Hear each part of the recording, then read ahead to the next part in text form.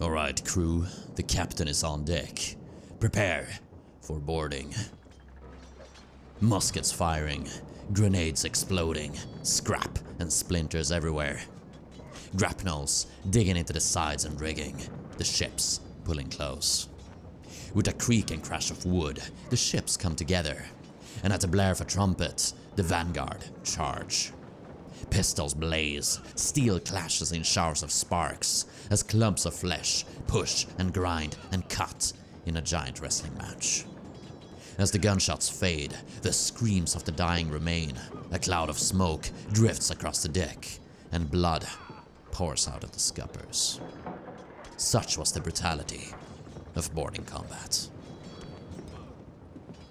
Boarding their prey was the favorite tactic of pirates, buccaneers, and privateers. Their crews were big, their ships small, lightly built, and fast. They struggled in drawn-out artillery duels, but excelled at running down the enemy, coming alongside, giving them a volley, and wrapping up with a grand melee. Using their superior numbers to overpower the enemy, they could avoid damaging their own ship and the prize. But at what cost? Some boardings might be resolved quick and clean. Others could drag out into long and bloody grinds. Here we'll dive into the specifics. Grapnels and grenades at the ready. If a pirate was unable to make their targets surrender, simply from closing in and firing a warning shot, boarding was the preferred means of settling a dispute. The other option was to duke it out in a traditional sea battle, cannon to cannon. Pirates might prefer this if they had a strong and well-armed ship, or if they were in a poor position to board from. Boarding was only ever possible in favorable weather conditions. The pirates needed the weather gauge, that is, sailing with the direction of the wind, giving them more options to maneuver and control the engagement. Boarding was difficult in a rough sea, with high waves and rolling ships, if not downright impossible. In these suboptimal conditions, the pirate might have no option but to fight in the conventional manner, as talked about in the previous episode on sea combat. In the first stage of boarding, the pirate had to close in and come alongside the enemy. A lucky or clever pirate might not reveal his intentions until the very last moment, and might board and take the target before it had fully prepared for combat. If the enemy had prepared, it was considerably more difficult. They would try to outmaneuver the boarder, try to get the advantageous weather gauge, constantly present their broadside, and have men with muskets and guns pepper anyone approaching. If the enemy was moving and maneuvering too speedily, they had to be slowed down. Now, it wasn't always a serious issue. If they were running under full sail, the pirate was usually lighter, faster, and able to run them down. If the target was fighting back, they would not operate under full sail, only the bare minimum, in order not to obstruct their vision, free up more men, and be able to aim and fire more accurately. If they had to be slowed down, the pirates would target the sails and rig with specialized anti-rig shot. Chain, bar, and random junk being the most common. Musket volleys were also an excellent weapon against sails and rigging, as were stranger ones like fire arrows, which could set the sails alight. These were a type of missile fired from swivel guns or even muskets. They could also destroy the rudder, preventing the enemy from steering. This could be done by bombarding the stern, but since the stern was the weakest section of any ship, you do your best to not expose it. The rudder could also be sabotaged by the pirates setting down a canoe or rowboat, rowing astern of the enemy, suppressing the aftercastle with muskets, and then hammering wedges into the rudder. Of course, one of the best and most simple methods of slowing down the enemy was by targeting the helmsmen and officers stationed on the quarterdeck. Indeed, a very important part of the pre-boarding stage was clearing the upper deck of enemies, wiping them out with muskets, great guns, and grenados, and suppressing the gun ports. By constantly firing muskets at the gun ports and shooting whenever it just barely opened, they could keep them shut, making it safe to board. When enough of the enemy had been harassed, intimidated, or exterminated, it was time to initiate the boarding itself. The pirate would have to choose a favorable position to board from. In all cases, the pirate would put his bow at the place he intended to board, since the boarding party would amass in the bow. Most common was to board amidships, at the bow, or alongside. These were the most advantageous positions for the pirate, since they were the lowest sections of the ship and easier to scale. Boarding from the stern was not recommended, as it was the highest part of the ship. Worst of all was to board athwart the hawse, at the very point of the enemy's bow. From this position, only 2 boarders could climb aboard at once, rendering them highly susceptible. Coming alongside required good seamanship and a skilled helmsman, since the enemy would do their best to outmaneuver and foil the boarding attempt. They might also try to make the pirate board from a disadvantageous position, like the stern or point, and give themselves an advantage. Whether from a good or bad position, the boarders had to be well equipped and organized. The boarders' basic equipment was very simple. At the very least, they should have a cutlass and 1 or 2 pistols. In movies, we often see boarding melees depicted as one-on-one duels, often with fanciful swords and fencing techniques. Whilst it could happen, and there are cases of privateer captains capturing enemy captains at sword's point, most boarding melees were tightly cramped messes. Formation versus formation.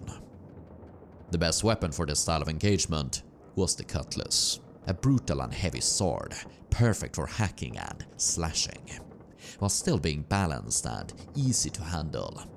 It required little skill to use effectively, while still being excellent in the hands of a master. A boarder would hold his cutlass in one hand and a pistol in the other.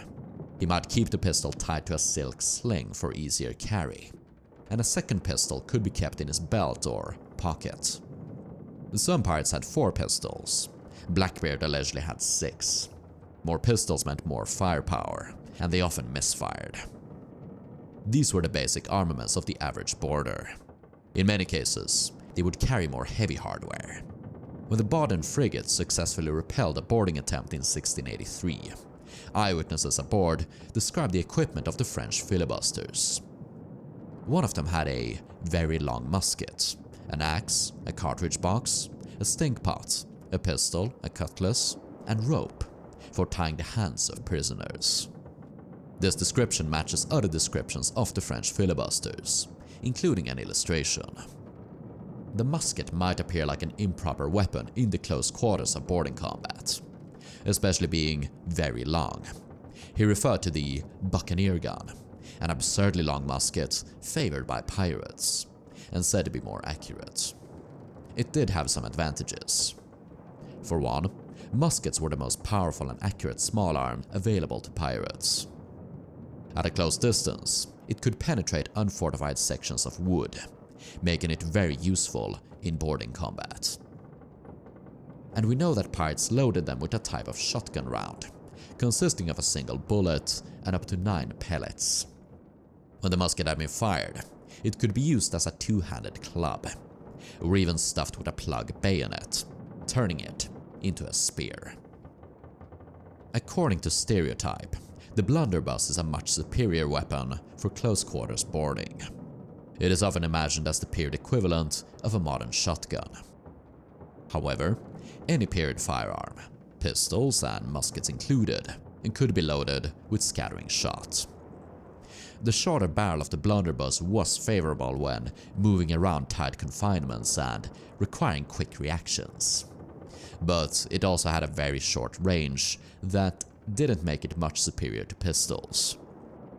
Although pirates did use them, they do not seem to have been more common in boarding offenses than pistols or muskets.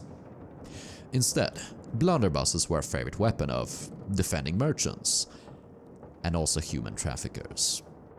They were excellent for repelling uprisings aboard a slave ship. The filibuster was also documented as having an axe, also called the boarding axe. Much like the blunderbuss, it is seen as a quintessential boarding weapon. And although it could be used in melee, it was more often a tool. Axes were used for stopping fires, destroying enemy rigging, breaking through doors and defenses, and might even be used for climbing the enemy ship. More on that in a bit. That is why the filibuster was armed with a cutlass, his primary melee weapon, and the axe as a tool. Next, the dead filibuster had a cartridge box. These held additional ammunition for his musket and pistol. We might imagine boarding combat as a swift resolution, but that was seldom the case. They were often drawn out, with 4 to 5 minutes being regarded as quick. For reference, good musketmen might be able to get off 2 shots a minute during battlefield conditions. Boarding combat could easily devolve into a gunfight between attackers and defenders, both taking cover and exchanging shots. The box of the fallen filibuster held 26 shots, whereas a typical one had 30, indicating that he had fired a couple of rounds. He also had a stink pot, a type of grenade containing various putrid materials, often just feces. When ignited, it produced a horrible stink that irritated eyes and lungs. Very cost effective. It was used to disrupt and disable the enemy, run them out of cover. Boarders used other grenades as well. Regular iron grenados contained powder and scrap iron, used like a modern frag grenade. Firepots contained combustible materials, used to start a fire. Much like in modern urban and close-quarters combat, grenades were some of the most effective weapons in boarding combat, and they often inflicted the most casualties. Close-quarters melee could easily descend into one giant mess, with identification being difficult if not impossible. To prevent friendly fire, boarders might try to identify each other more easily. For one, pirates often dressed in a similar manner. 17th century filibusters are often depicted in a very similar fashion, and were described as wearing sailcloth jackets, often dyed blue. Sailors from different nations often dressed in a nationally unique style. Apart from usual ethnic differences, skin tones, facial shapes, hair color, though with admixture and ship crews often being diverse, it couldn't always be relied upon. One solution was to tie a colored cloth around your arm as an easy mark of identification. Some people believe that eye patches were a common piece of equipment for boarding parties in the period. If you can give me a piece of evidence from the 18th century or before, either written or archaeological, attesting to eye patches being used in this manner during the period, I will mention it in the future, maybe even make a separate video about it. But so far, there is no serious evidence pointing to its usage by actual historical boarding parties. A typical boarding party would consist of no more than 3/4 of the crew. They should consist of the most vigorous and intrepid. Pirates expected their leaders to take the charge, and some suggested that half of the officer corps should partake in boarding. The rest of the crew would continue their regular duties, be it manning the rig, guns, or small arms. One could only imagine the anticipation of the men as they stood upon the bow of the ship, the feeling of pressure in the stomach, heart rate picking up, violence lurking in the air, as they waited for the beat of the drum or the blare of a trumpet, the signal for boarding to commence. When the signal was sounded, the time had come to lash the vessels close and climb aboard the enemy. In the movies, we see pirates grabbing onto random bits of conveniently hanging rope and swinging over with a cutlass between their teeth. It would have rendered you an open target, or risked breaking all the bones in your body, and therefore was never done. Boarding the enemy was less glamorous and much more arduous. First of all, the vessels had to be lashed together. We all know of the grappling iron, and always see them thrown over the enemy's side, the hooks digging into the railing, and perhaps an unfortunate defender caught in between, and the ropes hauled to pull the ships tight and close. That is not necessarily how they were used. Most commonly, grappling hooks were suspended from the ends of the yards, The horizontal spars used to mount sails, via several feet of chains attached to a line. Men on the deck could ease or haul the line as was needed. There were two types of hooks. Pirates usually had a single, very big one, so heavy that it could only be dropped and pulled with the line. They also had two or more hand irons, which could be thrown. Again, you threw these from the ends of the yardarms. The hooks could just be suspended from the rigging, and used to simply latch onto the enemies. The other option was to drop or throw them. They might catch onto the enemy's railings, but you would more often aim for the shrouds. These were stout lines used to keep the mast straight. They were easier targets and more secure. The enemy might set up boarding nets along their side, in order to prevent the boarders from climbing aboard. These nettings could be cut, sure, but it was better to tear them down with the grappling hooks.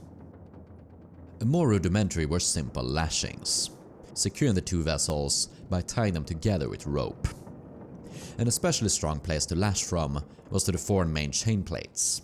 These were the platforms sticking out of the ship's side, used for holding the shrouds. When the ships had been grappled and lashed together, it was time to commence the attack. Firstly, the pirates would open a final volley of muskets on the exposed deck and throw grenades over to clear and disorient. It created a curtain of smoke, giving the boarders sufficient concealment. Now began one of the more dangerous parts, scaling the enemy's ship. The difficulty was determined by the size of their ship and yours. If the ships were equal in height, or yours was higher, you might be able to simply jump over, and it was most common to jump into the shrouds. It would serve as a type of net, and from there you could climb onto the enemy's deck, or even up into the rig, either to destroy it, or use it as a vantage point for shooting, or to avoid enemy fire. If the sea was rolling, the rise of a wave might also bring your ship over the enemy, allowing you to jump. But boarding in a heavy sea was dangerous and difficult, and could even cut the grapplings and lashings, making the vessels drift apart. It was common for pirates to board merchant vessels higher than them. In some cases, they might even board from a canoe or rowboat. One strategy, as previously explained, was to set a rowboat with men to harass the enemy ship or sabotage the rudder. It could then be used to board the enemy, especially if it was difficult to close in with the ships. If you had to board an enemy that was higher, there was no other option but to climb. Luckily, the sides of ships were full of protruding objects that you could use for grabbing onto and hauling yourself up. There were the aforementioned channels and shrouds, galleries, carved works, anchors, catheads, hawse holes, and gun ports. Axes could also be used to assist in scaling, with some manuals describing them used to create a ladder of sorts. Men would no doubt assist each other in the climbing, lifting each other up, and the ones topside holding out a helping hand. Carrying your equipment when climbing was far from easy. We often see pirates biting down on a knife or cutlass when climbing. Though it is dangerous, both for teeth and sword, there are accounts of the barbaric corsairs doing it. The cutlass would have been sheathed. You had your main pistol tucked into your belt, lock against the body, either half or fully cocked, so it was ready to be fired as soon as you came aboard. Axes were sheathed in your belt, as was the bag with the grenades, and matches for them kept in a special match case. Muskets were more difficult, especially since musket slings did not become a common piece of equipment until the 1690s, and then for only special branches of the military. It seems more feasible that the muskets were passed along if it came to a climbing. Keeping your weapons safe and intact might be the least of your issues. There were many dangers involved in the scaling of a ship. The enemy might attempt to shoot you from above or through the gun ports, or stab at you with boarding pikes. Then there were the ships themselves. If the weather was rough, the lashings and grapplings might clear, and the ships could drift apart. Should you lose your grip, you'd fall between the tumble-homes and be ground to a paste. When you finally made it over the side and emerged through the curtain of smoke, you'd be met by 3 different sights. Either the enemy was there on the deck, ready to meet you. Hopefully, your own musket volleys and grenades had rendered them disorganized enough to not put up a serious fight. Otherwise, you'd be met by swords, pikes, and muskets, and had to fight as soon as you came over. And so, a vicious melee would follow. In movies and games, we always see the decks of ships as wide and spacious, with ample room for fanciful footwork and maneuvering. Only the very largest of vessels in the period could afford this luxury, and they would never even be sighted by pirates. Even the biggest of merchantmen they boarded were seldom broader than 5 or 6 meters, and the sloops and ketches so common in the New World might only be 3 meters broad. These decks would further be cluttered by masts, rigging, great guns and their ammunition, dropped weapons, and the stacking bodies. Even smaller crews would be tightly packed together, and pirate companies were typically large, a swarm of flesh and steel. Though the open melee could break off into a pell-mell chaos of individual duels, it was more common to erupt into a kind of formation fighting. 2 lines or clumps of men duking it out. One can only imagine the horrors of partaking in this maddening chaos. Men would be shouting, screaming, all the while guns fired and filled the air with an acrid, blinding smoke. At any moment, you might get hacked from the side or stabbed by a sudden sword or pike. Men might elbow, punch, kick in the chin or groin, bite. Tackles could lead to brutal wrestling matches on the bloodied wood of the deck. Pistols were used almost like a melee weapon. They would rapidly lose their power and accuracy beyond 10 yards, and it was most common to just use them in the face of the enemy. You might suddenly get a pistol shoved into your stomach, and then it was all over. Some managed to deflect the pistol with a quick sidestep. Even then, the muzzle flare or burning wad could set fire to coats and clothing, with fire spreading destruction, chaos, and panic. While battle raged on the open deck or between the ships, a different duel might go on in the masts above. Famous is the one seen from Atworld's End, with Jack Sparrow duking it out against Captain Calamari on the spar of the swimming Belgian. Pirates and sailors did fight in the mass of ships, but not with swords, and they wouldn't do it standing. Instead, musketeers in the tops would shoot each other, down on the decks, and throw grenades. Meanwhile, agile crewmen would climb up and go along the spars, shooting at the topmen with pistols. Maybe even at other fighters attempting to do the same. Hopefully, the pirates would be able to quickly overwhelm and defeat their target in a swift enough melee. Naturally, few defenders would have the stomach to take the fight on the open deck. Provided they had the time, it was preferable to set up and retreat into closed quarters. Pirates famously tended to overcrowd their ships so as to overwhelm the enemy, whereas merchant vessels were undermanned, the employers wishing to pay as few wages as possible. They might be outnumbered by 3 to 1. It was therefore preferable to defend themselves from fortified positions in the ship, called close quarters. The back and front, at least on larger ships, were usually raised into structures called the after and forecastle. You would have the open deck or waist between them, in creating a natural killing zone. These sections were then fortified with strengthened, sometimes bulletproof bulwarks, furnished with strong doors and loopholes for muskets and pistols. Additional hammocks, bedding, and sturdy cables might additionally be mounted to strengthen the quarters, turning them into veritable bunkers.